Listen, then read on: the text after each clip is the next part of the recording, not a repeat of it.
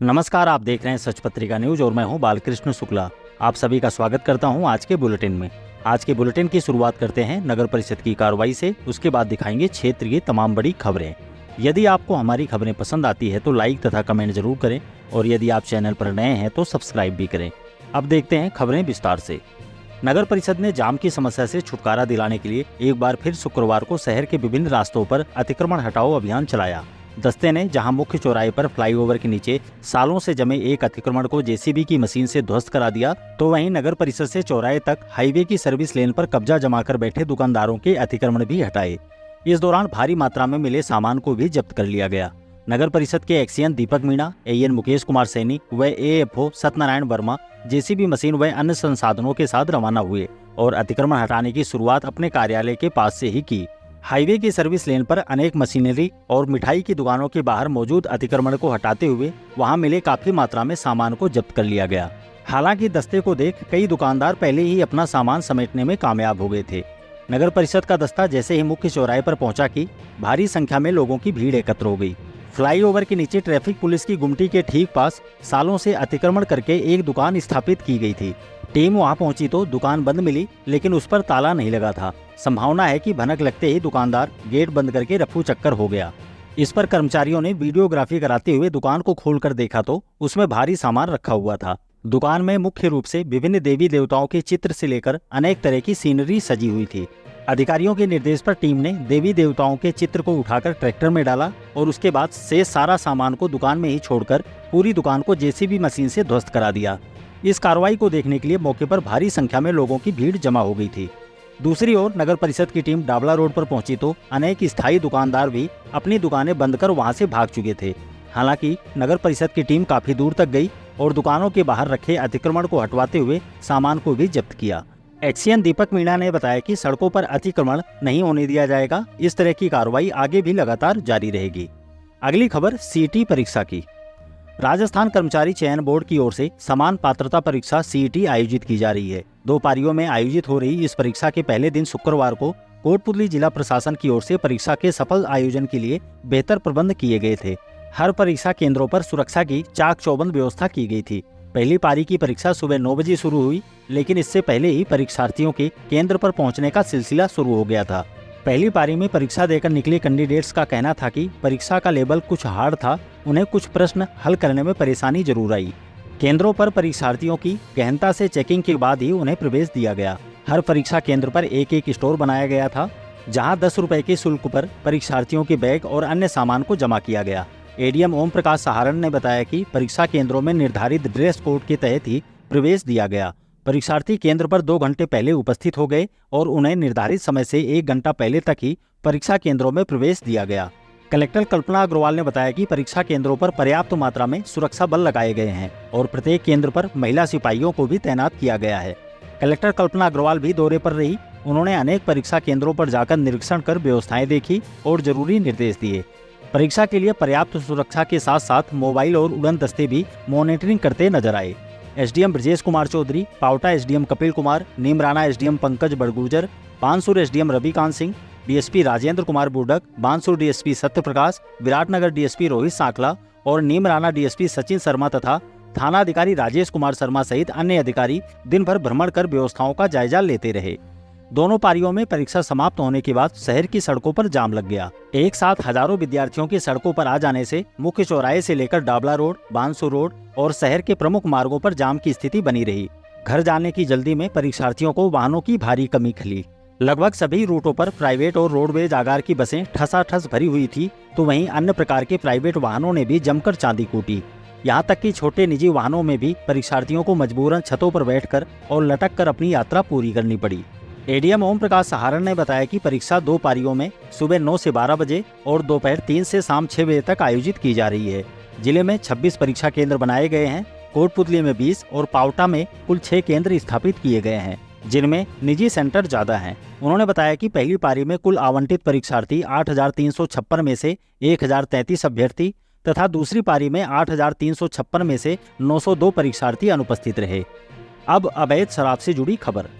जिले के हरसौरा थाना पुलिस ने अवैध देसी शराब के साथ एक व्यक्ति को गिरफ्तार किया है। थानाधिकारी प्रदीप कुमार ने बताया कि जयपुर रेंज आईजी अजय लांबा और एएसपी नेम सिंह के निर्देश पर अवैध मादक पदार्थों के विरुद्ध विशेष अभियान चलाया जा रहा है। इसके तहत मुखबिर द्वारा मिली सूचना के आधार पर पुलिस टीम ने माजरा ढाकोड़ा नदी में दबिश दी तो वहां एक व्यक्ति अवैध शराब बेचने की फिराक में बैठा नजर आया। पुलिस ने घेराबंदी कर आरोपी राजू पुत्र रामजीलाल सैन निवासी बावरिया थाना हरसौरा को गिरफ्तार कर उसके कब्जे से देसी शराब के 54 पौवे जब्त कर लिए। अगली खबर चतुर्भुज गांव से। चतुर्भुज बचाओ आंदोलन के तहत ग्राम चतुर्भुज, तरियाला, ढाणी रामनगर के लोगों द्वारा चतुर्भुज गांव में सीवरेज ट्रीटमेंट प्लांट हटाने की मांग को लेकर 91 दिनों से लगातार आंदोलन किया जा रहा है। शुक्रवार को भी बड़ी संख्या में ग्रामीणों ने धरना देकर प्रदर्शन किया। महिलाओं ने कहा कि चतुर्भुज गांव में किसी भी हालत में सीवरेज ट्रीटमेंट प्लांट नहीं लगने दिया जाएगा। इस दौरान सत्यनारायण शर्मा, गिरिराज भारती, किशनलाल स्वामी, चंद्रशेखर शर्मा, रोहित स्वामी, तुलसी स्वामी, गंगादीन आर्य, अमीचंद धानका, प्रताप सिंह यादव, मंजू शर्मा समेत काफी संख्या में ग्रामीण मौजूद रहे। अब अग्रवाल समाज से जुड़ी खबर। कोटपुतली के अग्रसेन भवन में अग्रवाल नवयुवक मंडल की एक बैठक कार्यवाहक अध्यक्ष रजत जिंदल की अध्यक्षता में आयोजित हुई। महामंत्री सीताराम बंसल की उपस्थिति में आयोजित मीटिंग के दौरान सर्वसम्मति से अन्य पदों पर पदाधिकारी चुने गए। रजत जिंदल ने बताया कि अग्रसेन जयंती महोत्सव को देखते हुए उपाध्यक्ष पद पर अनमोल गोयल, मंत्री पद पर करण सवाईका, कोषाध्यक्ष पद पर पीयूष गोयल को चुना गया। कार्यकारिणी में रवि बालासिया, स्पर्श जिंदल, मधुर गोयल, मयूर अग्रवाल, अमन जिंदल, चिराग जिंदल, जतिन गोयल, देव मोरीजावाला, मयूर मोरीजावाला को सदस्य के रूप में शामिल किया गया। अगली खबर राजपूत समाज की।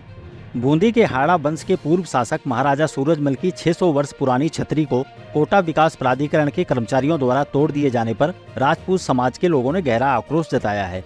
लोगों ने इसे लेकर शुक्रवार को मुख्यमंत्री के नाम एडीएम ओम प्रकाश सहारण को एक ज्ञापन सौंपा। यह ज्ञापन श्री छात्र पुरुषार्थ फाउंडेशन की ओर से एडवोकेट उदय सिंह तंवर और पूर्व जिला पार्षद धूड़ सिंह भवनावास की अगुवाई में सौंपा गया।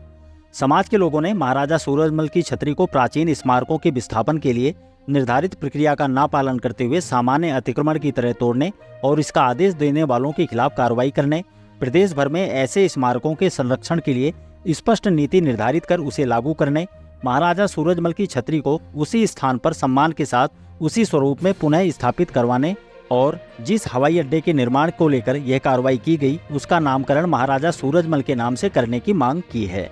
अब जोधपुर आंदोलनकारियों की खबर। कोटपुतली के जोधपुरा गांव में सीमेंट प्लांट के खिलाफ ग्रामीणों का धरना प्रदर्शन लगातार जारी है। जोधपुरा संघर्ष समिति के बैनर तले ग्रामीण पिछले 659 दिनों से मंदिर परिसर में आंदोलन कर रहे हैं। अब धरनार्थियों ने सीमेंट प्लांट के गेट पर आंदोलन करने की चेतावनी दी है। समिति के उपाध्यक्ष सतपाल यादव, हर भगत कंपाउंडर, महेश यादव, जीतू डायमंड, राम अवतार सुरेलिया, अंकित सुरेलिया, हंसराज योगी सहित अनेक लोगों ने बताया कि गांव के नजदीक प्लांट द्वारा लगाए गए क्रेशर को चोरी छिपे चलाया जा रहा है। जब विरोध होता है तो उसे बंद कर दिया जाता है। बार बार शिकायत करने पर भी प्रशासन द्वारा कोई सुनवाई नहीं की जा रही है। लोगों ने कहा कि अब यदि आबादी के पास क्रेशर को चलाया गया तो प्लांट के दोनों गेट पर आंदोलन किया जाएगा। इस मौके पर उमेश सिंह, वीरेंद्र सिंह, देशराज, चरण सिंह, रघुवीर सिंह, रावत सिंह, देवेंद्र सिंह, प्रदीप सिंह, शीशराम जाट सहित अनेक लोग मौजूद रहे। अगली खबर स्वर्गीय किसान नेता की। कोटपुतली के ग्राम पंचायत केसवाना राजपूत के सरपंच और जयपुर जिला सरपंच संघ के अध्यक्ष रहे किसान नेता स्वर्गीय बनवारी लाल रावत की 40वीं पुण्यतिथि पर शुक्रवार को विभिन्न सेवा कार्यों का आयोजन किया गया। लोगों ने उनके चित्र पर पुष्पांजलि अर्पित की और उसके बाद पनियाला कालूहेड़ा गौशाला में गायों को गुड़ और दलिया खिलाया। इस दौरान वृक्षारोपण कर जरूरतमंदों को वस्त्र, वृद्धजनों को धूप और वर्षा से बचाव के लिए छाते वितरित किए गए। इस दौरान भाजपा नेता हीरालाल रावत, उप प्रधान प्रतिनिधि राजेंद्र रईसा, सुभाष रावत, उमराव रावत, कैलाश रावत, प्रकाश रावत, सावत राम, योगेश गुजर, राजेश रावत, रविंद्र प्रजापत समेत काफी संख्या में लोग मौजूद रहे। अगली खबर पूरण नगर स्कूल की। कोटपुतली के पूरण नगर ग्राम स्थित पीएम श्री राजकीय उच्च माध्यमिक विद्यालय के विद्यार्थियों को ट्यूनिंग ऑफ स्कूल्स के तहत विभिन्न शिक्षण संस्थानों का भ्रमण कराया गया। प्रिंसिपल सुनीता चौधरी, प्रभारी जयचंद गुजर, समन्वय प्रभारी बनवारी लाल यादव, मन्नी देवी, अंजू के साथ कक्षा 6 से 10 तक के 48 विद्यार्थियों को आदित्य बिरला स्कूल मोहनपुरा और पावटा के जवाहर नवोदय विद्यालय का भ्रमण कराया गया। इस दौरान बालकों और अध्यापकों ने संबंधित विद्यालय के स्टाफ और छात्रों से समन्वय स्थापित कर विद्यालय के विकास और सौंदर्यीकरण पर चर्चा की। चर्चा के तहत स्मार्ट क्लास, लाइब्रेरी रूम, विज्ञान लैब, गणित लैब, कला और संगीत क्लासों को देखा गया। शिक्षकों और छात्रों ने ग्रीन विद्यालय के तहत ग्रीन वाटिका के पेड़ और पौधों को देखकर विद्यालय में भी उसी तर्ज पर व्यवस्थित करने का संकल्प लिया। और अंत में देखते हैं नगर परिषद की कार्रवाई। नगर परिषद की ओर से शुक्रवार को शहर के विभिन्न इलाकों में सिंगल यूज प्लास्टिक के खिलाफ कार्रवाई की गई। नगर परिषद आयुक्त धर्मपाल जाट के निर्देश पर प्लास्टिक बैन के तहत गठित उड़न दस्ते द्वारा प्लास्टिक की थैलियां जब्त की गई।